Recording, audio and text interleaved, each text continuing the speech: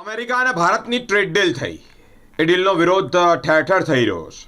વડોદરા શહેરમાં પણ આમ આદમી પાર્ટી દ્વારા વિરોધ કરવામાં આવ્યો છે. કલેક્ટર કચેરી ખાતે કલેક્ટરને આવેદનપત્ર આપી અને આમ આદમી પાર્ટીના કાર્યકર્તાઓ દ્વારા રજૂઆત કરવામાં આવી છે. આપના નેતા વિરેન રામી દ્વારા કલેક્ટરને આવેદનપત્ર પાઠવવામાં આવ્યું છે. આ સમજૂતીથી દેશના સાર્વભૌમત્વ અને આર્થિક નીતિઓ પર જોખમ ઊભું થઈ રહ્યું છે. પત્રમાં જણાવવામાં આવ્યું છે કે ડેરી ઉત્પાદનો ઉપર ઝીરો ઇમ્પોર્ટ ડ્યુટી લાગુ કરવાથી ભારતના પશુપાલકો પાયમાલ થશે. આ ઉપરાંત ટેક્સટાઇલ અને હીરા ઉદ્યોગ પર પણ માઠી અસર પડવાની ભીતિ સેવાઈ રહી છે. આપના નેતાઓએ ચીમકી આપી છે કે જો આ હિત વિરોધી ટ્રેડ ડીલ રદ કરવામાં નહીં આવે તો રાજ્યવ્યાપી આંદોલન પણ છેડાશે. જે રીતે ભારત સરકાર દ્વારા અમેરિકાની કંઈક ને કંઈક નીતિઓના કારણે દાબ દબાણની અંદર આવી અને જે ટ્રેડ ડીલ કરવામાં આવી છે એનો આમ આદમી પાર્ટી વડોદરા શહેર સખત શબ્દોમાં વિરોધ કરે છે.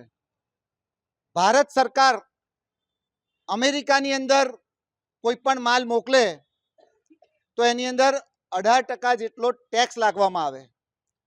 એટલે કે સ્વાભાવિક છે કે ભારતનો કોઈ પણ ખેડૂત એ પશુપાલક હોય, ડેરી ઉદ્યોગ હોય કે કોઈ પણ ચીજ વસ્તુઓ જ્યારે મોકલતો હોય ત્યારે એની પર ટેક્સ લાગવામાં આવે. અને અમેરિકાની કોઈ પણ વસ્તુ ડેરી ઉદ્યોગ હોય, પશુપાલક હોય કે કોઈ પણ એવી ચીજ ખેત પેદાશ હોય, આવી વસ્તુઓ પર અમેરિકાની કોઈ પણ વસ્તુ જ્યારે અહીંયા આયાત થતી હોય ત્યારે એમાં 0% ટેક્સ લગાડવામાં આવે. એનો મતલબ સ્પષ્ટ છે કે ગુજરાતના અને ભારતના ખેડૂતો દિવસે ને દિવસે પાયમાલ થઈ રહ્યા છે. આ નીતિ જો આવશે તો ગુજરાતના ખેડૂતો પોતાનું જે રોજગાર છે, પોતાનો જે જીવન જરૂરિયાતની જે ઉત્પાદનની જે વસ્તુઓ છે એ ઉત્પાદન કરવાની અંદર મોંઘી વસ્તુઓ ઉત્પાદન થશે. અમેરિકાની અંદર સ્વાભાવિક છે કે અમેરિકાની અંદર એ લોકોના ખેડૂતો પાસે અદ્યતન ટેકનોલોજી છે. અમેરિકાની સરકાર ખેડૂતોને મોટા પાયે સબસિડી આપતી હોય છે, જ્યારે આપણા ખેડૂતોને નથી સબસિડી મળતી. અહીંયા એક તો કુદરતી આફતો આવે છે, પણ કેટલીક વાર સરકાર દ્વારા માનવ સર્જિત પણ આફતો આવે છે.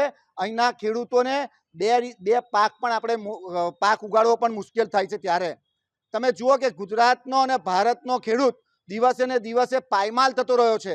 લોકો દેવાના નીચે જતો રહ્યો છે. અને જો આ નીતિ આવશે તો ગુજરાતનો ખેડૂત અને ભારતનો ખેડૂત પાયમાલ થશે. માટે અમારી માંગ છે કે આ ટ્રેડ ડીલ જે થઈ છે એને નાબૂદ કરવામાં આવે. આ ટ્રેડ ડીલથી ગુજરાતના અને ભારતના તમામ ખેડૂતોને ખૂબ મોટા પાયે નુકસાની વેઠવાનો વારો આવશે. આજે તમે જુઓ ગુજરાતની અંદર દેવાની નીચે ડૂબેલા કેટલાય ખેડૂતો આત્મહત્યા કરી લે છે, પરિવાર સાથેની આત્મહત્યા થાય છે.